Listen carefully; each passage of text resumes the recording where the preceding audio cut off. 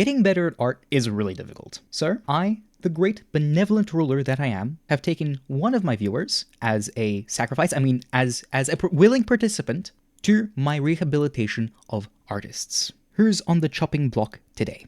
Ah, look at you, GGfazo. Yeah, that's my favorite viewer. Oh, look at that. You even have some of your work here up on the Discord.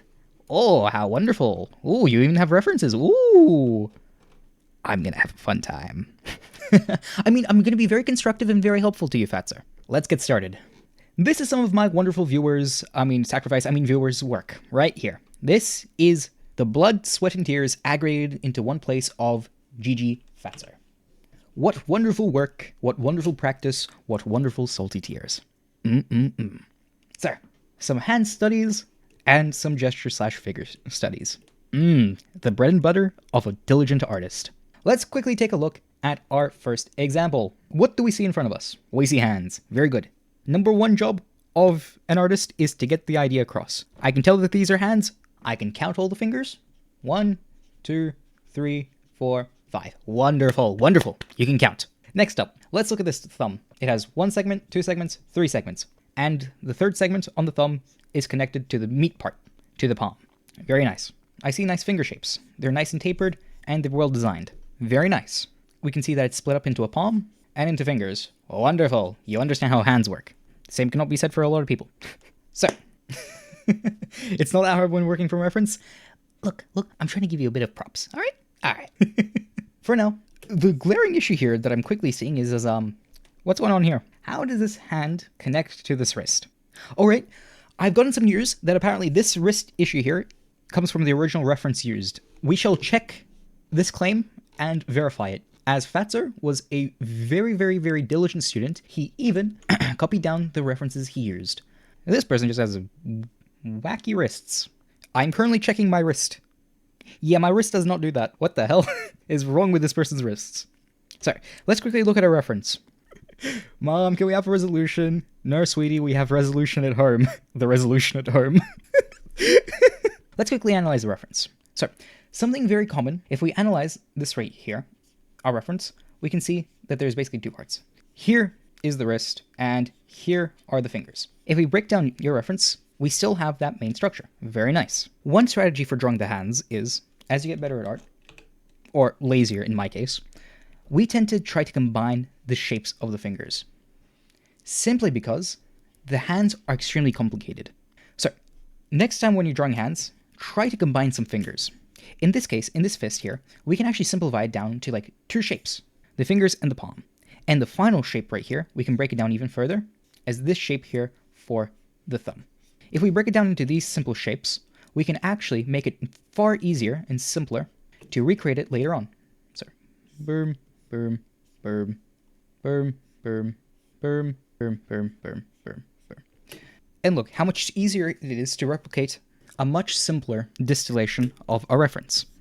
Look, it's not perfect. It's not even great. However, it's much easier than trying to copy down each one of these single fingers like this. If it doesn't read well, then you can start adding in fingers. So the main takeaway here is break down the hand into simple shapes first, and break down the shapes smaller and smaller as you get into it.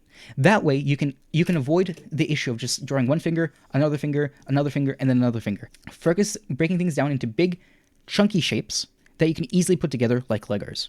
Another thing that I can see here in your hand is actually the thumb. Now, as I said before, you did use the segments of your thumb very nicely. In fact, quite nicely. We have this middle segment and this tip of the thumb and even the meaty part of the thumb, right? However, one tiny little problem here is your thumb is too big. Your thumb is massive. So be very careful. And Fatser, one thing that you can be very happy about yourself with is you're very efficient, right? You don't waste a lot of time on a lot of lines. However, this can be to your detriment. I've seen you paint, I've seen you draw. You're very slow. Not just slow. Slow is not bad, but you're overly conscious. Let me explain what I mean. Like, consciousness, isn't that a good thing? It can be, but in your case it isn't. You think too hard about the lines, and you're too afraid to make some marks. Sometimes in art, you just have to put a line down and then fix it.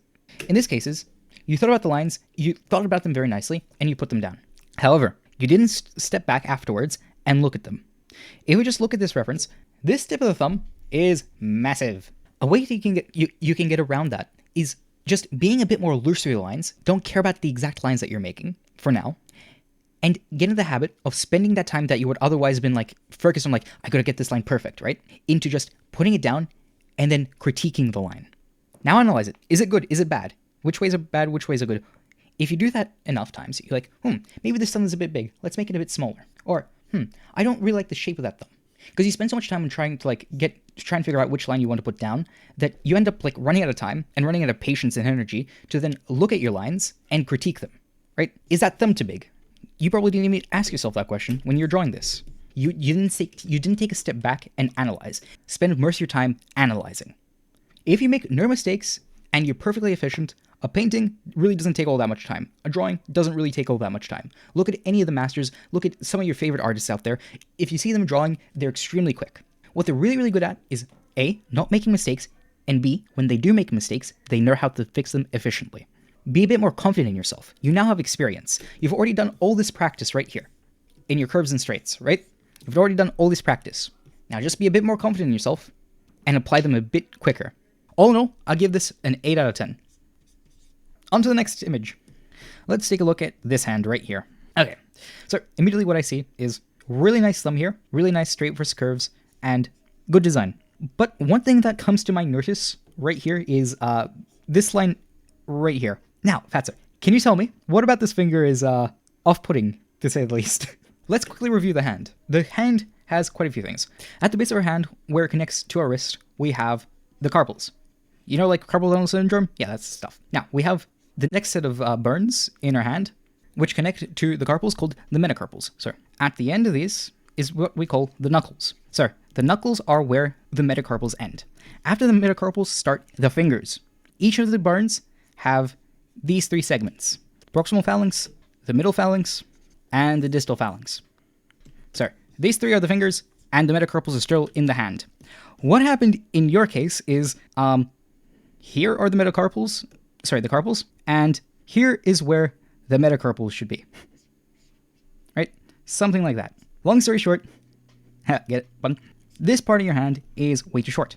You basically put the knuckle of the finger way too close. What would be more accurate is to have it somewhere like here, here, and then here, right? So this is about where the knuckle would be. I'm guessing why this happened is because this person is holding something, and it's covering where the knuckle should be. So then you imagined it, and you put it in the wrong place. So, from the palm side up, this is the proportions of a hand. From tip to base of the middle finger is 1 unit. The base of the middle finger to the bottom of the palm is about the same length. So if we were to split it down evenly, the middle finger is about as long as the palm, and the thumb reaches just slightly above the crease at which your hand connects. Another thing to be really careful of the palm side of the hand, you see how have like a straight line here for the palm? Well, it's actually curved like this. So right above that crease right there, the thumb should pop up. This thumb is obnoxiously long. So from the back, the fingers actually appear to be longer. This here is the fat pad between the fingers. But between your fingers, palm side turned up, the difference is actually longer. So what's immediately wrong with this hand? Well, you might think that the fingers are way too short, because here I'm using roughly the same measurement. So this finger is roughly the same length as the palm. It's actually a bit shorter even. But in reality, these fingers should actually be longer. So if we measure from the base of the knuckle to the tip of the finger, that's more accurate. And this is because the fingers have webbing, this area right here. There's webbing. That's what that fat pad is. This fat pad, if you look at your hands right now, you'll see there's webbing between your fingers. The fat pad is that webbing. If you can feel your fat pad on your fingers right now, you can see where the fat pad starts, and it's right at the base of the knuckles on the other underside of your hand. So you can see that it is horrifying. How do we change it? We already went through this. Just make this line a bit longer, and this is roughly correct. Again, the wonderful thing about art, it doesn't have to be accurate, it just has to be believable. And one last thing about this hand is this wrist, holy moly that arm. I know this was a practice on the hands, but just pay attention to the peripheral stuff. That is one wide flippin' wrist. So all in all, I still give this about a 7 out of 10. I actually think this is your strongest one out of everything else. The cylinder is a bit wonky. I don't know why the end is right here when it should be here, but that's fine.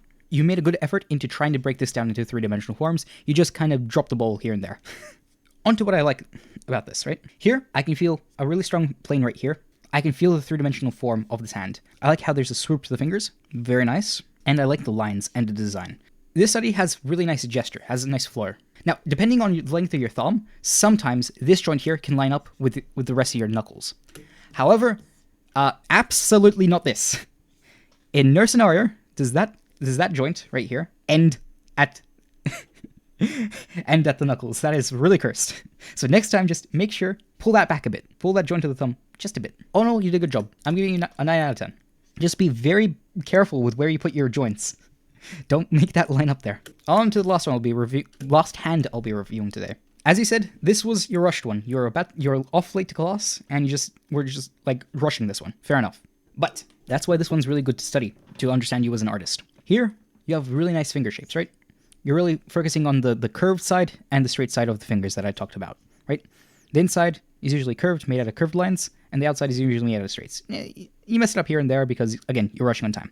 But one thing I realized here was, why are you not constructing? But if you had more time, why weren't you thinking in three-dimensional form here? Even if you're running low on time, there's always time for your basic forms. The one thing that you're missing is you're really, really careful with your reference, and you're really focused on the curves and straights and the nice, like, line work, right?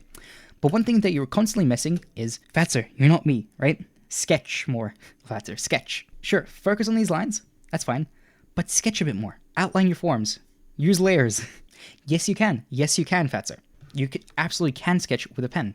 This is how you do it. Here, I have a pen right here with zero sensitivity, zero, like, shape change, zero opacity, right? And you can still sketch with this pen. You know how? Just draw over your lines. It's that simple. Don't think about it too hard. Use your lines to think. Your drawing is your thinking. If you're really stuck on a line, you don't know how to like do something, just go for it. Just jump straight into it. Guess and then correct. Now, if you're sketching digitally, even better. Now you have layers. Now you can just create a new layer, turn down the opacity on that one, and you can just go over it again, this time with newfound confidence and success. Now, do I do this? No, because I'm lazy. But should you? Why not? Try it out. Have an underlying sketch. In this sketch, really focus down on your forms and other things. See how I even made a head with boxes? Granted, it's not exactly a pretty head, but it has three-dimensional form. So at the very least, when you're breaking stuff down, use the tools that you have. You don't have all the tools, and you don't know all the ways of using your tools, right? But you do have them, so use them. A lot of the times here, I just see you not using any of your tools that you're learning. Not every job requires a box. A box isn't the best tool for everything, but it's the only tool you got, so you might as well learn how to use it and where it breaks. Slowly as you get better, you learn more tools, and you learn how to use them and when to use them. Okay, that's enough of hands, because I'm sick and tired of hands. On to the next thing, which is your gestures. So, let's look at this sheet and look at your strongest figure on the sheet, which is definitely this one, right here. This here is your strongest figure. Let's break down why. Immediately what I see here is there's a really strong feeling of the stretch and pinch right here of the torso. Next up is the floor, right here. Through the leg, up the torso, and up here. There's a really strong flow and energy going through this way. So far, we've analyzed that it has nice stretch and pinch, it has nice tapering of the limbs, and it has fairly strong gesture. It has a nice negative shape right here that you captured quite nicely because you were using straight lines and you focused on angles. It ended up making it so you have a really nice strong negative shape right here. Really strong shape design, mixed with good gesture. That's why this one works so well. Is it really, really good? Yes. Is it perfect? No. So let's quickly go on to some of the issues with this right here. Right? So I know that you were focusing on gesture and angles and stuff like this, right? But never forget your form. Never. This pelvis is lost to time. So when you get started, even when you're doing gesture, just bang out the hips and pelvis really quickly. An egg for the ribcage and a box for the pelvis. Keep it simple. It's good practice to always do that stuff. Then it makes like extruding your limbs and other stuff 100% easier. So all in all, you did a good job. It's just you lost the hips along the way. So let's analyze some of your weaker ones, right? So the reason why you suck at laying poses is because they're some of the hardest poses to do, period. But if you stick to your fundamentals, they're still doable, but they're very annoying. It's because you're drawing the human body at a very unnatural angle that you're not used to drawing, or looking at people from that angle. You're also not used to like drawing forms with a lot of overlap of things. That's the hardest part of laying down poses, right? So here, you're doing the same mistake that I do. We can see here that here is the ribcage, here is the body, and here is the pelvis. Oh, something like that, right? You see how they're like really like separated. You're still practicing social distancing, you know? Basically, you minimize the overlap, which is a natural human instinct. But in this case, I'm betting my left testicle, and in the actual reference, there's a lot more overlap with right here, with the ribcage and the pelvis. It was most likely something like this. So again, a lot of these issues here could have been avoided or helped with by just breaking things down into the simple forms first, and then applying your gesture to it, if that makes sense. So as a whole, this page right here is much stronger than the last one. But I actually don't think it's because you all of a sudden got any better. Basically, you picked much nicer poses. Poses with a much clearer structure, much clearer gesture, more comfortable gesture and structure, right? All these poses here are a lot more comfortable than the ones right here. These poses here, you're really pushing your comfort zone. Anytime you leave your comfort zone as an artist, you are going to suffer. It just comes with the territory, right? A lot of these are a lot of difficult poses, especially this one's a really annoying one. And these ones, and these ones, and this one. These two here were easier, and that's why you did better on them, because you were more familiar and they were within your comfort zone. You weren't all of a sudden like a shitty artist here and a good one here. You're a good artist in both places, you're just not in your comfort zone here. That's what happened. Learning new things is where quick progress is made. Refining things is where, well, you get refined. Both are important, but one is not done enough. There are two gestures in this page that stand out the most to me. This one, and this one. And for different reasons. This one I really like because I get a sense of three-dimensionality. But this one feels a lot more three-dimensional because I can feel the horizon line right here, right? This feels like I'm looking up at it, right? Why? Well, this is touching on something I mentioned earlier. Remember how I was talking about with laying down poses? The reason why it's really hard is because there's a lot of overlap and drawing things from weird angles. The thing that you did here very nicely was have the overlap, and the ribcage overlaps the head. This leg here, the thigh is overlapped slightly by the lower leg. This thigh here is overlapped by this leg right here. Plus, there's really nice energy to it. You can see that? How everything's like heading up this way. Let's quickly talk about anatomy. I know this is gesture, and you weren't focused on the anatomy of things. You were just trying to get the feeling across, but this is a good time to talk about it as any. See how much more alive that feels? We're sharing the same construction, same gesture, but this feels a lot more alive, right? It's because I'm adding in the little details, right? Yes. So the reason why I could do that so easily just then is because you had a really strong gesture. Now, are you starting to see why gesture is really important? So for me, it was much easier to just add a bit more of my anatomy knowledge and little tidbits here and there to make it into a lot more of a live drawing because of your strong gesture, because of your strong construction. This is what I'm talking about using your tools in your toolbox. I just used your usage of the gesture tool to make my own drawing, right? That's what I just did. I used your tools to make my thing. Woo! Alright, that makes 4 hours. Fuck me, finally. I'm so tired. My brain's been like working at like 100% like for the last like 2 hours.